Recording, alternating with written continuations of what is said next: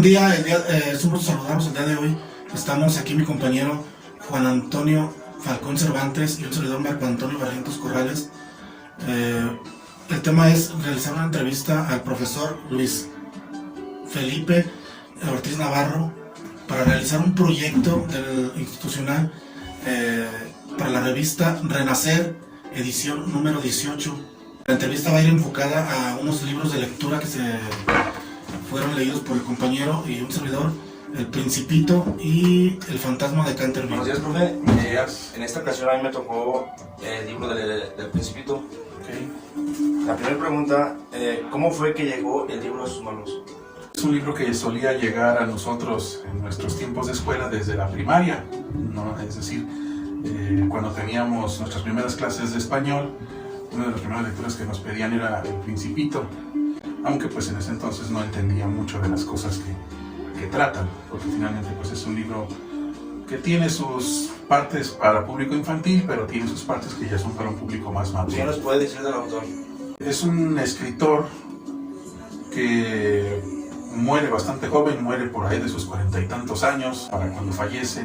De hecho, en su biografía menciona explícitamente que nunca pudo contemplar el verdadero alcance de su obra porque la publica un año antes de su muerte. La publica en el 43 y él fallece en el 44. No se da cuenta qué tipo de texto tenía en sus manos o qué tipo de texto fue el que surgió de su pluma. No es su único libro, pero no logra darse cuenta que es el que más trasciende a la historia. Pero curiosamente parece ser que es tal vez el libro más autobiográfico sin ser una autobiografía, porque hay muchos pasajes que tienen que ver que están conectados o que se parecen a su propia vida. ¿De qué trata el libro, El Principito? Bueno, como les decía hace ratito, parece ser que El Principito es una obra semi-autobiográfica del autor, porque hay muchos pasajes que tienen que ver con cosas que le pasaron al mismo autor. Por ejemplo, el inicio es un espejismo más bien es un espejo de su propia vida, ¿no? Porque aparentemente un piloto aviador llega a un extraño planeta diminuto donde se encuentra con un pequeño principito, pero este piloto aviador había recién tenido un accidente y curiosamente eso le había pasado al autor en la vida real. Había tenido un accidente en el desierto del Sahara. Hay mucho paralelismo entre la vida del autor y el cuento del Principito, pero básicamente trata pues como de una especie de viaje, si se quiere ver como involuntario, porque no es que el personaje tenga la intención de hacer ese viaje, pero tiene que hacer el viaje por una serie de cuestiones conectadas como con su pasado y con su presente y con su porvenir.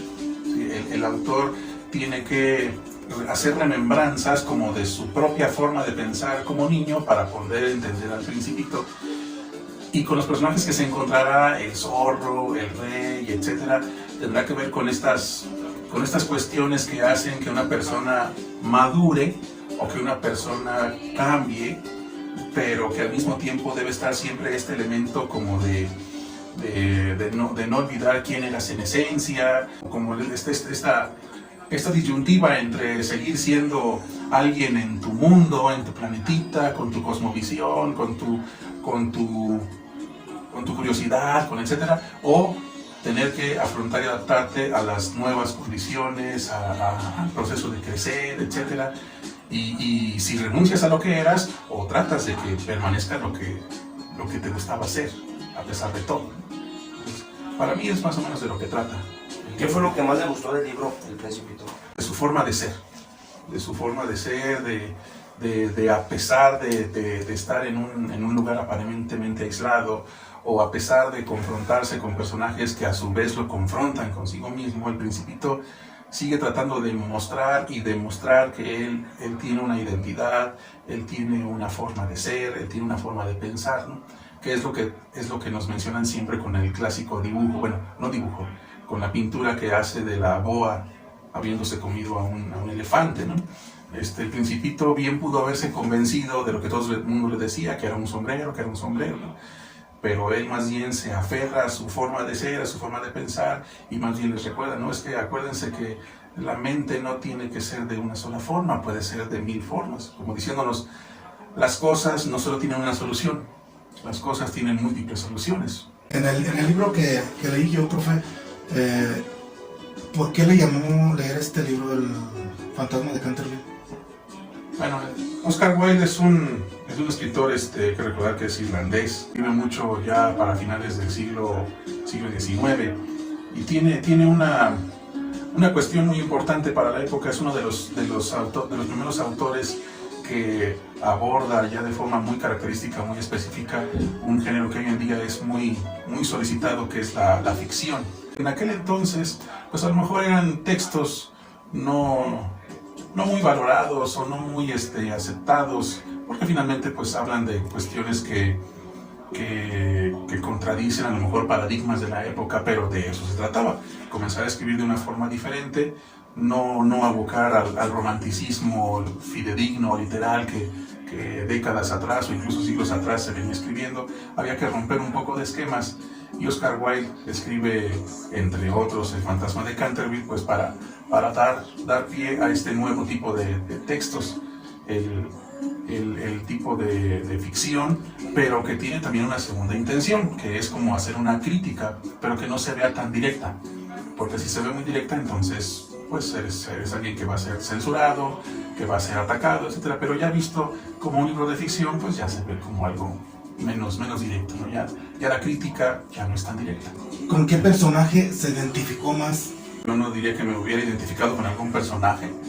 No siento que ni el dueño de la mansión, o que el personaje representado por el fantasma, o alguno de los personajes de los hijos del matrimonio. No, la verdad como que no lo sentí un libro con el que yo dijera, sí, que tuviera alguna conexión o algún parecido, porque finalmente, bueno, yo creo que tiene que ver con que es un libro que habla de un contexto totalmente ajeno al nuestro. Tal vez con lo que me identificaría del libro sería con este escepticismo hacia lo sobrenatural o hacia lo místico, porque sí, yo por ejemplo, en términos personales, pues yo no soy de estas personas que sean sensibles a esas cosas, y muchas personas lo ven, lo sienten, lo palpan, y yo no. O sea, a mí me pones en una mansión vieja y yo no siento las vibras, yo no escucho nada. Yo tengo como la vista o la mente, no sé, la tengo muy cerrada a estas cuestiones, que mucha gente hasta se le pone la piel chinita, se le levantan los vellitos. Entonces tengo una mente muy escéptica, que hasta me permite, como en los personajes, como en los hijos, jugar con el fantasma, ¿no? Yo hasta, tal vez no así de ponerme a jugar, pero pues son cosas que a mí no, pues al menos no soy sensible, para acabar pronto otra vez, ¿no? No soy sensible a esas cosas. Tal vez sería con la parte que me identificaría, pero no tanto con el proceder o la psique de los personajes que hay. ¿Qué parte le cambiaría usted al fantasma de Canterville? No, pues realmente es imposible plantear un cambio. No importa si es un libro que publiquen el día de hoy, con el contexto a lo mejor de una historia aquí mismo en León, Guanajuato. No puedes cambiar. Bueno, yo no plantearía ningún cambio en ningún texto, en ningún libro. Finalmente el escritor o la escritora se da la tarea de plasmar sus ideas, su contexto, su problemática, su tema, sus personajes, y como tratar de cambiar una parte de alguna obra sería quitarle el valor por sí mismo y el valor agregado a una obra, ¿no? Yo cambiaría los personajes de los niños que no fueran tan traviesos. No, pues es que si cambias a los niños traviesos, entonces pierdes una gran parte de la obra, porque los niños traviesos son como esta parte que se necesita para que todo el resto del rol funcione. Sin estos niños traviesos, el fantasma no tiene mayores problemas. Entonces, atentas por completo contra un libro cuando planteas un cambio. No, más bien tienes que tratar de entender y aceptar por qué el autor o la autora escribe lo que escribe. Para finalizar la entrevista, profe, Sí. ¿qué tanto recomendaría los dos libros y qué tanto recomendaría cada uno? ¿Hacia qué público irían dirigidos?